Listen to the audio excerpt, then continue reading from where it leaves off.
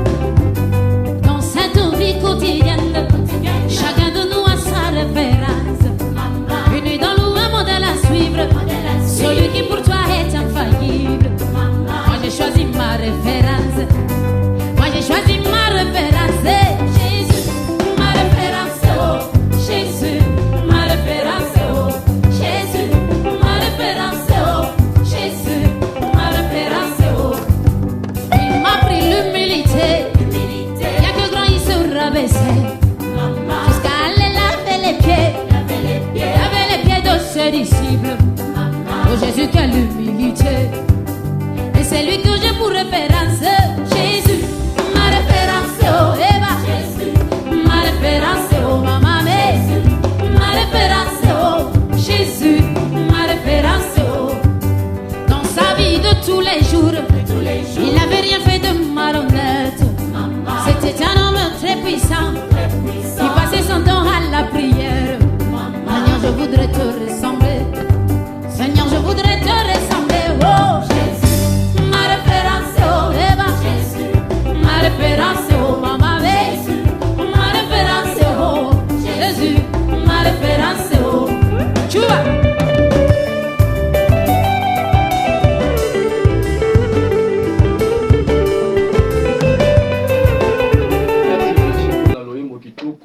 La biso ya ser na biso Nana intitulé Ma référence nabi qui batonyo sur basepé nango précisément ma mère Julienne Kassibalo, c'est dans le salut, beaucoup de bisous et j'ai dit aussi un grand merci na caméraman na biso Van Pasco Ndinga. Frère David Arnaud Talakwa, tout Kolanda Ndimbo et c'est na biso Nana Ma référence qui a édifié beaucoup de gens. Comment vous avez précis cette chanson? En tout cas, c'est une berceuse spirituelle, je dirais. C'est une des meilleures cantiques qui nous a tous bercés pendant notre enfance. Maman Nana Lukezo, vous êtes une bénédiction pour l'église corps de Christ en entièreté. Et maman après, il y a beaucoup de cérémonies pour nous. Bien à l'objet de vie, nous avons mon côté, nous avons accompagné notre confrère Nangai, Glody Mafinga. Glody Mafinga, Malobombo Kayo, Motuna, na frère Nabiso Arnaud Talakwa. Oui, merci Ndeko Jonathan, merci na parole au Pessinga, na Pessimbo, na téléspectateurs, nous sommes Ndeko, nous sommes à Libako à Kolanda, magazine Nabiso Congo Restauré, et bah, Oyo Bazoka Tana Bango à Kolanda émission Oyo Glorifions l'Éternel.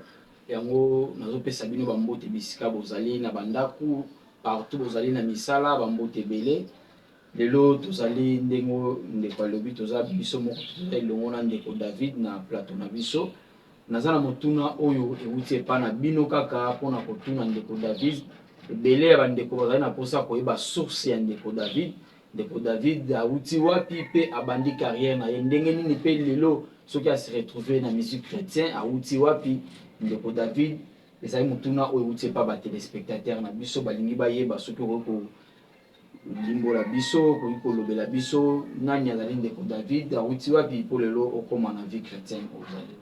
Merci ndeko Glody Mafinga, je rends grâce à Dieu pour cette très belle question. En tout cas, Motonio so azala en origine nae, azala présent, azala futur nae. Là, je dirais que pour être sincère, je n'ai pas parachuté dans la musique chrétienne. J'ai une histoire. J'ai commencé dans la musique profane, dont je ne citerai pas les orchestres, mais j'ai commencé précisément à faire la musique engagée. Je faisais la musique pour les députés. Précisément, j'ai fait la chanson Isofa Lelengi en 2010, la ville en Bandaka. Moi, nous sommes Bandaka, la pesi le sac, on a bakulutu nyonso, ou la Bandaka, bah ebi que moi na bango, Nord David Talakwa, Nord Dele, Baninga Kala, ebi ko benga bongo. Tumbaranze moi Isofa Lelengi, maele belé et abattre la campagne, tout battre la campagne pour n'andeko Isofa le abimaka pe député national, liboso ya ba bandeko belé, bandeko bainde, bandeko belé, tout ebi bandeko Lokondo, ya Kinda pe ya Sonam. Et bandeko mususu kilikili ba musicien ya mokili belé pe to benga ka bongo bandeko profane to bandeko ba Seleo bandeko ba mabele lisi bandeko ya ba to komando motote to yemba na bango elongo ba ndeko mususu kuna kala mais nzembo na ngande cartonaka koleka ya bango pour être sincère. Donc après en 2010 j'ai eu la grâce de rencontrer un frère qui s'appelle Gloire Telo Moussala, c'était un ami que je salue en passant, c'est un frère de l'église d'Alouange, fils du pasteur Telo, qui m'a cherché et qui m'a parlé de Jésus. C'est un ami qui n'était pas venu parler médecine, il m'a parlé de Jésus dans ma maison. Et là, j'étais musicien, dans la qui responsable de l'orchestre, na ba musicien, na ba danseuse, ateinga Yesu, na cadre na zaro melamela ba masanga, tout le monde connaît. Tant que na butu na ngona mikolo landaki, j'ai vécu des choses dans ma vie qui m'ont rapproché de Jésus. Mais c'était des choses horribles. Et lorsque j'ai donné ma vie à Jésus, j'ai compris que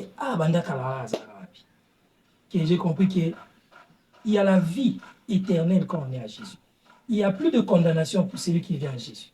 Il y a beaucoup de joie parce qu'il y a une famille. J'ai rencontré la famille chrétienne que je n'oublierai jamais, la famille famille Lukwele, il y a la famille Efolé, il y a la famille Bongo, tous les autres, Monga, tous les frères, les sœurs, Yaka, ils m'ont beaucoup aidé, ils m'ont appris les ABC spirituels. Na Kotikati na Yesu, na église de Louange, j'ai servi les seigneurs, na Longolelo Naza, Nazali, na responsable à Lingomba Agache Musique. Je rends grâce à Dieu pour cette belle question qui me rappelle ces moments-là, que en tout cas, Dieu est bon. Merci Ndeko. Nous allons continuer toujours dans la Bisso. Selon votre biographie, vous êtes ici d'une famille chrétienne. Oui. Natanaki, maman pasteur, papa aussi à la Kanzambe.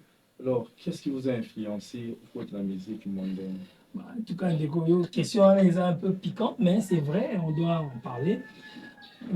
Je salue mes parents là où ils me suivent maintenant. Je sais que papa Talakwa William, je salue tous les amis de Plateau Afrique. Je salue Peli Soussou, papa Leki Nangaï, professeur Tabakaloulou, papa Leki Victor Moudeli, je salue maman Jeanne Kavoula, apôtre Tambolokoki, papa Nanasi.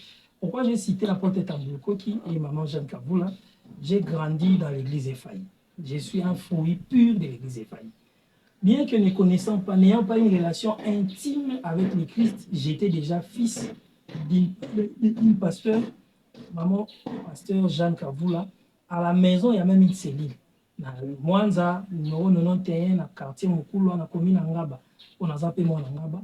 Et là, quand on grandissait, il y avait la parole de Dieu qui déjà nous berçait, qui nous parlait de Jésus, on entendait.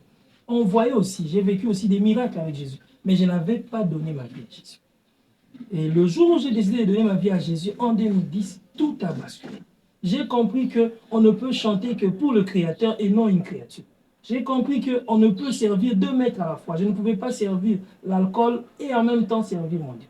J'ai compris que la sorcellerie n'avait plus de pouvoir sur ma vie. J'ai compris que mes échecs n'avaient plus de place puisque j'ai reçu Jésus. Il est le Tout-Puissant et à lui seul soit toute la gloire. Et depuis que j'avais compris cela, qu'en moi habitait un Dieu dans toute son entièreté. Et que tel qu'il a vendu, les gens ne me voient pas. Ils voient physiquement un frère à vendu à mais bon, bazana Yesu bazo sentir, puis bazo yo kanabanda que Jésus a visité ma vie là-bas. Jésus a zo kota na bon moyen ko sala mambe. Merci frère David Tarakwa.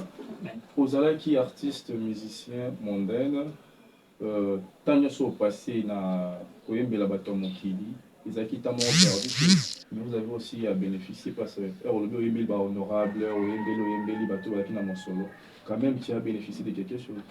Oui, oui, si j'ai dit que na yembela qui honorable Sofale elengi o na saluer par Azali en passant et que la joie qui le meilleur te na aussi na bimi pe moto lokuta et ce qui n'a lobby que musique profane on a salaka et memelanga quelques acquis techniquement na koemba na kosi puisque tout ça là quand même notre musicale mais le problème est ça ndilo kwa we memela kingai est-ce que est duré ou pas quelle différence maintenant entre musique chrétienne na musique profane. Qu'est-ce que tu as gagné lorsque tu as reçu Jésus? Parce que pour la vie, tu gagnes quelque chose. Amen. Je rends grâce à Dieu puisque il est écrit, j'aimerais qu'on le lise ensemble dans mon calendrier à Jean chapitre 10, verset 10. Okay. C'est peut-être autant à moi ensemble. Romains, excusez-moi. J'ai dit Romains chapitre 10, verset 10e. Verset 1er. Donc, on appelle verset 10e. Dans Romains chapitre 10, il est écrit, frère, le vœu de mon cœur et ma prière à Dieu pour eux, c'est qu'ils soient sauvés. Qu'ils soient sauvés. Retenons le mot sauvé dans le salut. Je prends le verset 10e pour ne pas abuser de votre temps. Car c'est en croyant du cœur qu'on parvient à la justice et c'est en confessant de la bouche qu'on parvient au salut. Selon ce que dit l'Écriture. Je voudrais dire à quelqu'un qui me suit, Banda na ye na Yesu, j'ai reçu le salut. Et c'est ce que je veux te donner parce que c'est contagieux, c'est gratuit. Le salut, c'est que ce qui oyambi Yesu Christ, lokola mokonzi pe mobikisi, olongwe na bomo ya kufa ya lisumu, okoti na bomo ya seko. C'est-à-dire, tant otambo na se amoye que ozana Yesu te, ozala mwana pasteur, ozala na mbomo, ozala musicien profane. Ozala pasteur, il y a une église quelconque, mais on a une rencontre personnelle avec Jésus, oza ebembe. Tant que Jésus Christ ozonga, akokuta yote akotanga yote puisque pona ye azomona ozala kufa. Soko lingi ozala na bomoi, pe ozanga occasion oyo te pesa melio na kolanda biso émission oyo malamu tozoloba ete lokumu na yao. Glorifions l'Éternel. Bien-aimé dans le Seigneur, une chose, veut onga na souhaiter ndenge moko na Thomas Paulo o akomelaki bandeko ya Roma. Azo senga na bango lobi posa motema na ngai losambo pe ya ngai epa ya nzambe ezali ete yo ozolanda ngai na ngonga oyo ozala sauvé pe yo ozoyoka émission yo obeti libaku malamu yo kotia mega na yo kolanda biso na téléphone na tablette na téléphone na smartphone yeba yango to na etando eke na télévision que Yesu Christ aza na posa motema no alobi na Jean 3:16 alobi Jean 3:16 dit besoin de sonner alobi clairement azobombelo kote na sepeli ko totanga ngo poto za l'habitude ya koloba ngo tout le temps je préfère totanga ngo ya moto zo sama loba balobi na biso que crois au Seigneur Jésus-Christ car Dieu a tant aimé le monde qu'il a donné son fils unique afin que quiconque croit en lui qu'il ne périsse point mais qu'il ait la vie éternelle. Merci frère David, tout continuer à monter na biso. Frère David azali mosala nzambe ya moi pour la prédication. Pour comprendre, je pense que c'est dire déjà, vous le comprenez, que les gens déjà bon, déjà mon thème. On a passé malobana mon confrère Claudie Mafinga. Oui, merci Ndeko Jonathan pour l'entendre. Vraiment merci Ndeko David, vraiment à la profondeur où il y a zo même abisso, même Ndeko Bazana Banda pour comprendre nani oyazali pe nani oyazala qui liboso vraiment. Ndeko David motuna na ngeza boye lelo yo longo na monde ya mokili oye et pas Jésus lelo komi ko servir Jésus Christ na ba nzembo kitoko oyo zobeta malgré bandeko nanu ba yo kite menga déjà na zo kita ya koyoka même ba audio na santaki déjà que deux moko boiza na kati na yo lelo bandeko bazotala biso eza na bandeko ebele bazana ba don oyo bazana ba opportunité wana yo zanango c'est que soka zo yemba pe au sentir que quelque chose eza na kati na ye mais azo traîner na mokili azo sala na makamoko azo tamona na makamoko eza bizarre lelo okoki koloba na bandeko wana nini na ozo gagner pour le moment na oyo bandai ko perdre malgré bandai ko gagner ndingo lobi bande kozwa nyonso mais eza na avantage moko te différence nini oyo koyobela bango entre vie wana na oyo ozodécouvrir lelo par Jésus-Christ. En tout cas, Glody Mafinga Nzamba Pambola yo. Que Dieu bénisse cette émission, que Dieu bénisse la magazine. Amen. Pour restaurer. Amen. En tout cas, Mboka na biso et vous allez restaurer pour la bateau bala conscient. Na o bazali na identité na bon. Na la Pamboli Nzambe puisque na séparance adressée na lingala bandi ko nyoso bazolanda nga oyembaka malamu. Oyembaka na kikoso. Oyembaka na orchestre moko boye na simanda kolanda leader moko mokili amemako ba poto batsala minene. Oyembaka ta musu na église. Mais tant que zélandais pasteur a fait son bon pour bimisanze moto pour salabo. En passant, je salue pasteur Omba Moïse na Siloé Tabernacle Nzamba Pambolae na Pamboli pasteur bande croisé belé na Pambola bango o ba rappela kinga qui je suis dans le Seigneur la matière là bango. En tout cas, ceux qui ont mis habité au Yozali, moi pour ba vraie valeur na Yozali. Nous avons tous reçu quelque chose venant de Dieu. Mais qu'est-ce que nous faisons de ce que nous avons reçu venant de Dieu? Ozu mongongo kitoko. Mosala la mongongo wana nini? Ozu kaka mongongo wana embela no basi. Et puis sur pantalon, et puis sur $100, Android, iPhone. Après, iPhone kuluna yibi ateka mo 10 000 francs. iPhone 14, ateka mi combien? 10 000 francs. Bon, ozwa ki na mongongo na yo, osali nango ni, tu as perdu. Il veut le biso, à quoi sert-il à un homme de gagner tout le monde, de gagner tout sur cette terre et de perdre son âme? Okabi molimo na yo na satana, okabi molimo na yo na mokili, na masanga, na milamwa, na bondoki, na occultisme. Au perdre, excusez-moi, donc au perdre, oh ya motuya il faut battre. Il veut le biso, ya motuya. Moi, je dirais à tous ces frères-là, baya, to sangana, kati na nkolo, na bengi bangote na orchestre, na bengi bangonde, kati na Yesu. Belela Yesu, wana pesa otala. Yebisa nkolo Yesu m'a donné la belle voix de chanter. Pourvoyeur par excellence, les alliés. Sala ete mongongo yezo a valeur kati na yo. Ba omona nenza bosse. Merci vraiment la réponse na yo. Vraiment c'est très clair ndeko ndenge ndeko David alobi bandeko nyonso yo bazo sambrier na biloko mokili na ba sentiment mokili boya na Yesu. Et pas Yesu lobi ko ezali et pas Yesu nyonso ya malamu ezali vraiment Nzambe a pambola vraiment na zongisi maloba ipande ko Jonathan. J'aimerais que tout le Belasiko titre mon ayo ezali intitulé Losambo. Mais avant cela, j'aimerais lancer dans la régie, et bah pour balancer les bisous, moi il serait moqué Yanzimbo wana Losambo.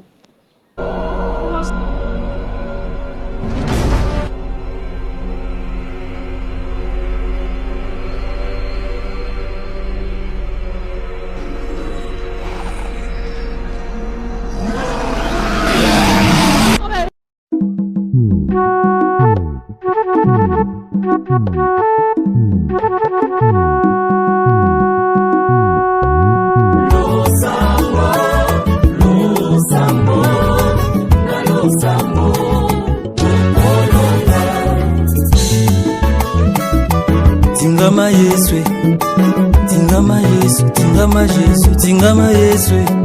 Elia na losamwe asikisa etulu kwa ba profeta bala na losamwe na tumbi bondoki nyonso libota losambo losambo tokolonga tingama Yesu, tingama Jésus, nana tingama prier. Tangama Yesu Estere na losambwe Azua libala malonga Na losambwe Wapi boaze na ngai Na maombi analipata Samuele Wapi yangu Maombi Tanga ilipata Isake Wapi yangu Wapi yangu Sakomba ole bolochi Mbalene owe Weke mwa wia wita wengore RDC mobimba na feka mbaka mokonzi Yesue.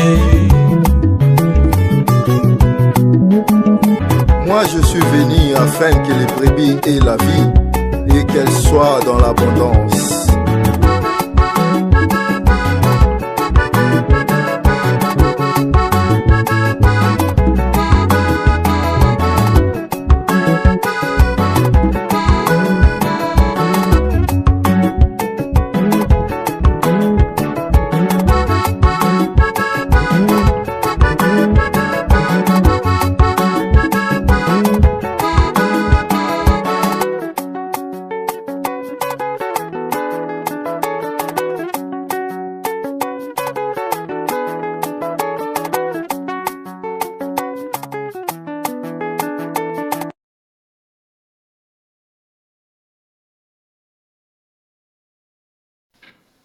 Merci Régie pour le loyembo kitoko ya frère na biso David Arnaud Tala kwa tozana ye présentement na kati ya plateau.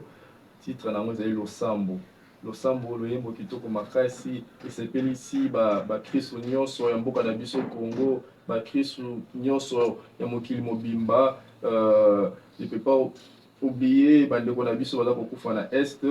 Je pense que bokangama na Losambo biso nyonso nous sommes soudés na Losambo kote kimia eba kozonga na mboka na biso surtout mingi na partie ya est. Ndeko David Tala kwa Losambo mino ningote ya peuple de Dieu. Je rends grâce à Dieu et puis nazo compatir na bandeko nyonso baza na pasi oza na Beni oza na Masisi na Sake na Ruchuru yeba ete Losambo ya bandeko pe bazawa na Kwilu baza ta mosusu na Kinshasa na Lubumbashi baza libanda mboka na Belgique na France mais soki aza na Yesu kati na ye ntango azobondela mpo na yo ndeko oza na kati ya pasi yeba ete loboko ya Nzambe eza mokuse te mpona koya kokonsole mpona koya koguérir kosilisa mpe kopesa kimia na este na ngila loba boye mpona titre ya Nzambe oyo Losambo. Le Seigneur m'a inspiré cette chanson Losambo pendant la prière. Tozali kosambela na bandeko mosusu mpe ya son âme ndeko pasteur Moïse Kaputu na bandeko mosusu pasteur Samuel na mopulu église eza na Ngaba na bandeko mosusu ebele toyemba na bango tosambela na bango na bandeko ya Rehoboth. Ntango tozosambela nzembo wana bandeko wana bazali na habitude ya koyemba nzembo wana sans ke bayeba nzembo bazoyeba. J'ai pris du temps na bangomba kobondela koluka ko comprendre dimension ya nzembo wana. Nzembo kitoko boya nani na tuni bango bazobala na konzi. Quand j'ai beaucoup prié, le Seigneur m'a inspiré. Et lorsque j'ai écrit la chanson, j'ai compris dans 1 Thessaloniciens chapitre 5e verset 17, la Bible dit que prier sans cesse. Donc, situation est comme la ozo ya kolia ozo oliate sambela. Ozo libala te sambela. Obota mwana te sambela. Obonga na vie te ndeko Glody sambela. Émission ezo 1 million de vies, ezo 1 million de vies te sambela. Parce que la prière c'est le remède à tout et le remède pour tous. Donc voilà ce que je pouvais dire sur la prière. OK. Na kupesa maloba na ndeko na ngai Glody pona motuna. Merci ndeko Jonathan, j'espère que wana tobandi déjà kushite na comment na suka émission na biso. Peut-être télévision ezangonga motuna na ngai pa ya ndeko David, frère David tozana yezaboye na masolo ndeko David azana studio azo préparer album moko kitoko et ko édifier peuple de Dieu oyebi ke Congolais azalaka impatient so oyebi ke eloko moko motuya ya malamu elingi ekobima azelaka yango vraiment bandeko bazali na mposa koyeba album nkombo nango nini eza na combien de titres na kati mpe tozela yango quand mpe badifficulté nini oyo eza po ete bandeko barecevoir déjà biloko kitoko ozopréparé pour nous. En tout cas, wow, que Dieu te bénisse mon frère Glody. En tout cas, na pamboli nzambe mpona Congo restauré magazine kitoko na émission ya kitoko toza nango awa. En tout cas, kozongisa lokumu nyonso mpe ya Nzambe. Je dirais que titre album est d'abord ma complainte. Pourquoi ma complainte? Ma complainte, tokotanga na mokanda Ézéchiel chapitre 28 verset 12. Ndeko akotanga tina 19 na ndako elobi boye, fils de l'homme, prononce une complainte sur le roi de Tyr. Na ko sukisa ngo na mokuse, tango tolobi mo complainte, bazopesa na fils de l'homme. Kola zolobela ngai na sakola likona bato nyonso yo bayamba chute ya Satana basepela te lokola Satana kita na se na mabili. Baebanso oyo bamitiaka na lolendo bamikomisaka banzambe. Lolenge kola zobala la bisa bino bo bibi ezobaba. O nyonso ya mitondisaka na lolendo po aza na bosu. Po aza akomi pasteur mais po asala ki miracle, po asala ka musique na succès. Kola lobiete l'orgueil précède la chute. Et Dieu confond les orgueilleux. Il fait grâce aux humbles. Amen. Message important et album on est à tous à la humble. Donc ma complainte à Jésus-Christ, c'est lui-même qui est le roi des rois. Mais l'album ils ont comporté 10 titres. Album na kati zape na moko anzembo bokuta Losambo. Losambo toujours ça on a 1000 difficultés mon frère. On fait des économies, parfois on a des soucis, mais tozosenga na bandeko baza na makoki yo nzambe apambola o mpe balingaka biso bachrétien balingaka musique gospel yo ndeko mpo eza moyebi kosalaka succès oza na bamakoki na oya kosoutenir biso bandeko tobandi mpe sika pesa biso makasi na moment toza na besoin na bino kolwa kozanga te kopambola. Merci frère David. Ceux qui moi ils groupe sa numéro na yo rapidement bandeko nyonso baza na posa pour soutenir frère David. En tout cas si vous contactez vraiment frère David pour un soutien à l'album oyo eza malamu vous passer numéro na rapidement. Napamboli Gambe kombo nanga ezali FR na YouTube okuta frère David en FR espace D majuscule David Arnold Talakwa. Donc, frère David Arnold Talakwa na YouTube okuta déjà nzembo ya losambo. Numéro nanga téléphone au contact eza plus 243 81 86 34 508. Merci fidèles téléspectateurs. Tokomi na suka ya magazine na biso Congo Restauré. Lelo tozaki na esengo mingi na émission na biso Glorifions l'Éternel ya koyamba ndeko na biso frère David Talakwa. Na yende ensemble na ndeko Glody tobeti masolo o etali tali vie na ye ya kibo Christo na o etali album na ye oyo auti ko betela biso sikawa. Tokomi na suka na kopesa ye maloba moi liloba suka pour bandeko za kolanda biso na ce plateau sambela poto benga ndeko nyonso oyo amoni que vie na ye ezotambola malamu te alinga mizongisa epai ya nkolo yesu occasion mpe epesameli osambela na biso elongo nkolo yesu ayeyo na ye na yo yamba ngai mwana na yo nayebi ete na ekulusu osikisaki nguya nyonso ya lisumu mpe ya satana opesi ngai identité na nga céleste oyo nazalaki nango na yambo na ya nase na mona tikete na nzela na émission na yo ki mongongo na yo na ndimi iyo na mbela na yo nabengami lelo mwana na nzambe mpe masumu na ngai nyonso elimbisami nakomi lelo ekelamu ya sika banda na ngai vi ya sika tambola na ngai kino mokolo okozonga na kombo na Yesu Kristo ondeli boye amen. Napesi merci na régie ceux qui côté les mains merci na frère David losambo na ngai ye matalelo sambo na ngai ye matae losambo